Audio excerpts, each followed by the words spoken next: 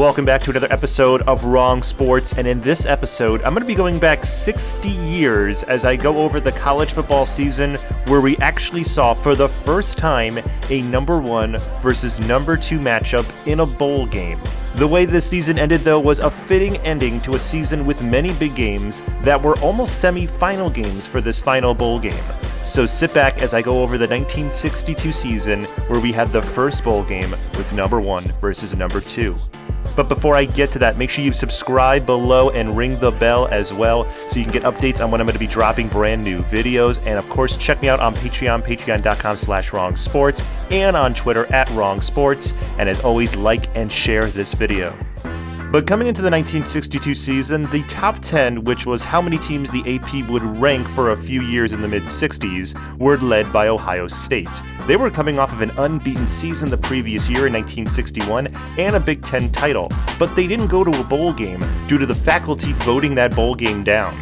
They had 41 first-place votes out of 49, and it wasn't hard to see why, as they were unbeaten for over a year, and they were returning a fantastic line that were all drafted to the NFL or to a pro league after the season. As well, they also had awesome offensive players like Matt Snell, who would win the 1969 Super Bowl with the Jets, and also Paul Warfield, who would win a couple of Super Bowl titles with the Miami Dolphins. Behind Ohio State in the preseason poll was Texas, and I'll talk more about them as they become a bigger part of this story later on in the season.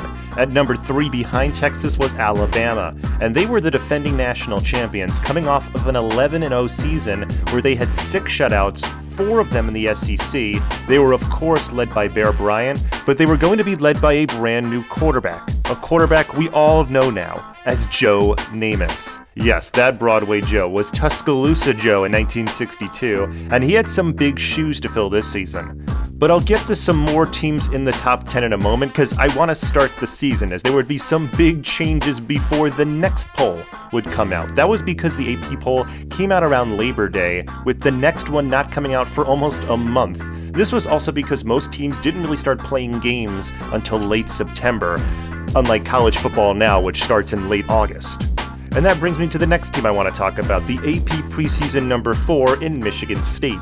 They were led by Duffy Daughtry, and they were a Midwest power in the 1950s before they were invited to the Big Ten just before the 1960s. They were 7-2 in 1961 and had always been very good and competitive in the tough Big Ten. But this year they would have an early season trip as they played Stanford on the road.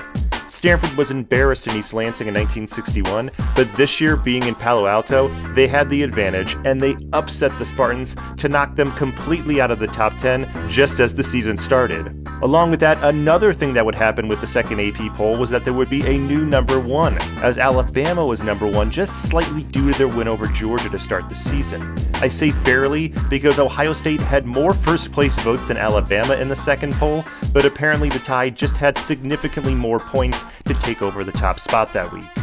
Ohio State, though, would take over the top spot and keep it for another week as they would then play UCLA. UCLA was coming off of a Rose Bowl appearance, which would have been against Ohio State if they didn't vote that game down. But UCLA did play Ohio State in the 1961 season and was dominated, so they were looking for some retribution this year.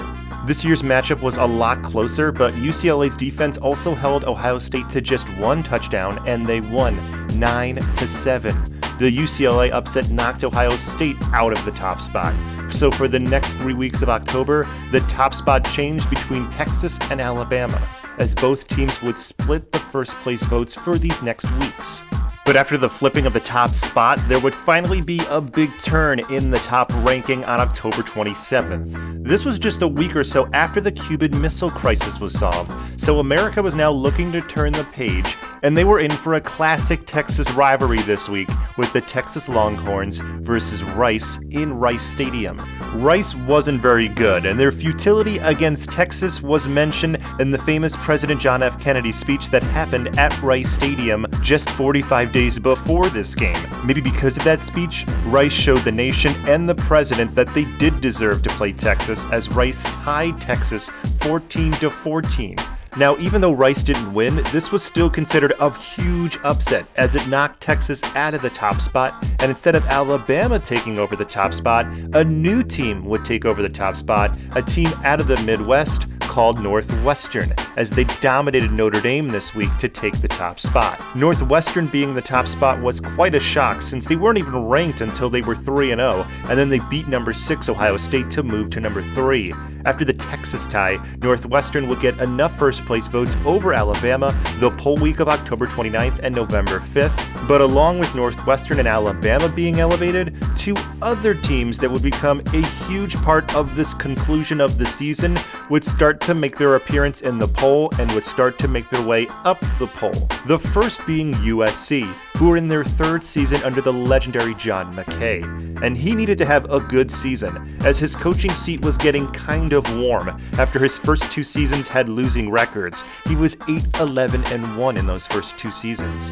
But USC started the 1962 season with a win over a ranked Duke team, which I know sounds kind of weird now. Then they continued with big wins over Iowa and number 9 Washington. Along with USC, Wisconsin would also make their appearance in the poll, and Wisconsin had a pretty strange season, as they were led by a new quarterback, Ron Vanderkellen, and he was injured in 1960 and was academically ineligible in 1961, so the 1962 season was his first season playing quarterback in almost 3 years.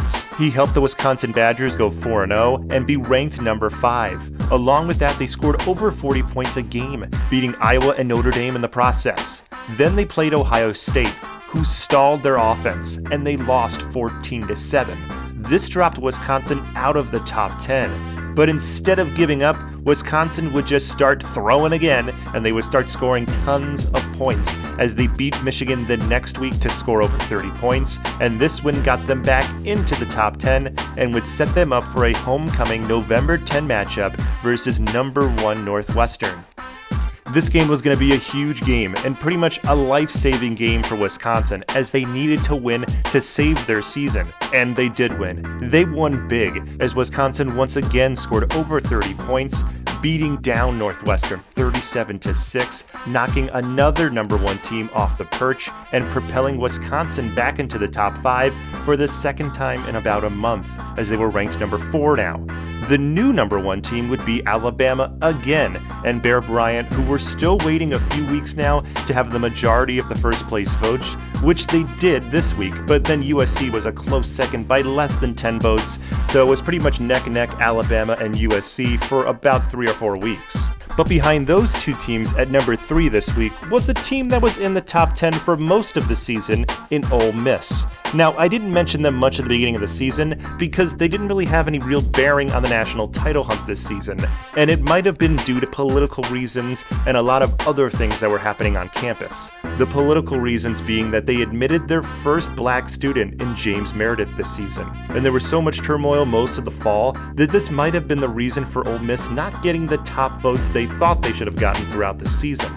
I say that because Ole Miss was a fantastic team, and they were undefeated in the SEC, even though they didn't play Alabama, which I always thought was weird.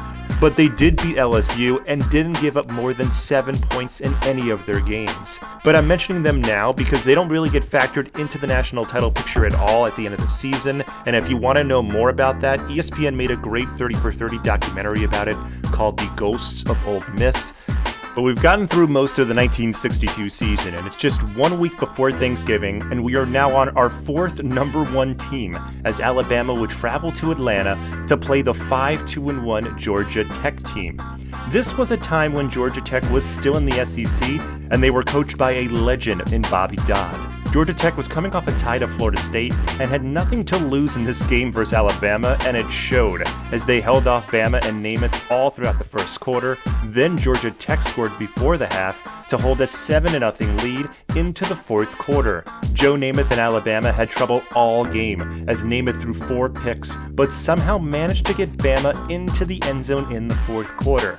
Bear Bryant would then make a decision that was questioned for a little bit as he went for 2 and didn't get it, and Georgia Tech would win 7-6. This was a huge upset as it gave Georgia Tech their first win over Alabama since 1957, which was before Bear Bryant got there, and it also ruined Alabama's 19-game winning streak.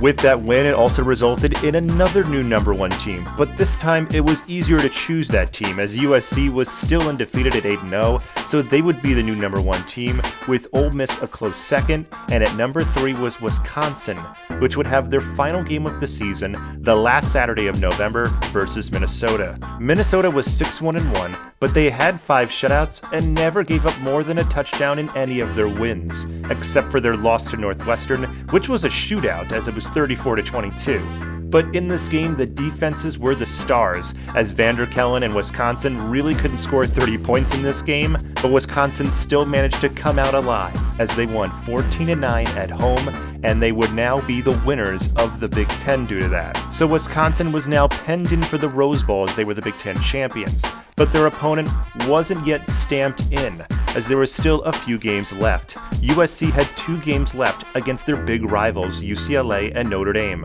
And if they won both of them, USC would be assured of the top spot and they would go to the Rose Bowl to be the national champion. The UCLA game was first, and it was hard fought as most rivalry games are, but USC would win by a low score of 14-3. Notre Dame would then come to LA next on December 1st, and this wasn't the Notre Dame team that we knew of in the 1940s, as Joe Kaharick was coach, and he was pretty much gone after this game, since he never had a winning season the past 3 years he was at Notre Dame, and Notre Dame was 5-4 this year, and if they could somehow beat Notre Dame, it would give him his first winning season, something he never had at Notre Dame, and something Notre Dame was always longing for this decade. But instead, it was no contest as USC shut out Notre Dame 25-0, and Notre Dame would get rid of Kaharick shortly thereafter.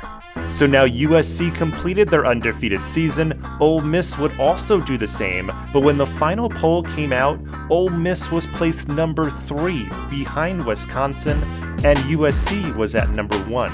Ole Miss was also the SEC champion since Alabama lost to Georgia Tech, which was a conference game, and Ole Miss was the only undefeated SEC team. But even with all that, it didn't matter to pollsters. Number 1 USC would play number 2 Wisconsin in the Rose Bowl, leaving Ole Miss to play in the Sugar Bowl with an undefeated season and no way of winning the national title. Now, before I get to the bowl games, before the 1970s, the AP and coaches polls would only be released during the regular season. There would not be a poll after the regular season. This meant that since pollsters ranked Wisconsin with 1 loss at number 2 and Ole Miss undefeated at number 3, no matter the results of either one of the bowl games that were coming up, it wouldn't affect the rankings. Now, Wisconsin could win the Rose Bowl, and that would be great. It would be a great thing for them to win the Rose Bowl, but they didn't have a shot at the national title since it was given to USC after the regular season. Now, maybe if they defeated USC by a huge score, they maybe could turn some pollsters their way, but that rarely, if ever, happened. So we're now on New Year's Day 1963, which was Bowl Day, as all the big bowl games would happen that day, and the Rose Bowl will be played before the Sugar Bowl with Ole Miss. The Rose Bowl was one for the ages, as it was one of the highest scoring Rose Bowl games in history, and it set other records like touchdown passes, interceptions, and yards. But USC started this game hot and kept it going throughout the first half, as they had a 21-7 lead at halftime. After halftime, though, it started to get crazy, because USC continued their onslaught with 3 touchdowns and took a 42-14 lead shortly into the fourth quarter. But that was when Wisconsin and Vanderkellen finally started to find their groove. After some early interceptions, Vanderkellen would lead the team to 3 touchdowns and a safety, with the final one by Vanderkellen with a few minutes remaining. They got to 37 points but ran out of time and couldn't complete the upset win, as USC won 42-37, ending their season 11-0 and cementing their national championship season with that Rose Bowl win, and also making sure that there wouldn't be a bowl loss on their record, which did happen to some other teams in previous years. As for Ole Miss, they would win the Sugar Bowl, they would end their season undefeated, and this wasn't the first time that Ole Miss was an undefeated team and didn't win the national title, as it happened to them in 1960, so they were kind of used to this. Wisconsin would end the season in the top 5 still, as they were 8-2, and a few years after the 1962 season, pollsters would start to create a poll after the bowl game so as to save themselves from a potential number 1 team losing in a bowl game, and I'll be getting to that in a future episode of this series. But I hope you liked this episode of Wrong Sports. Make sure, as always, you subscribe below, please, and ring the bell. Check me out on Patreon, patreon.com/wrongsports. And as always, check me out on Twitter @sportswrong. Have a fantastic day.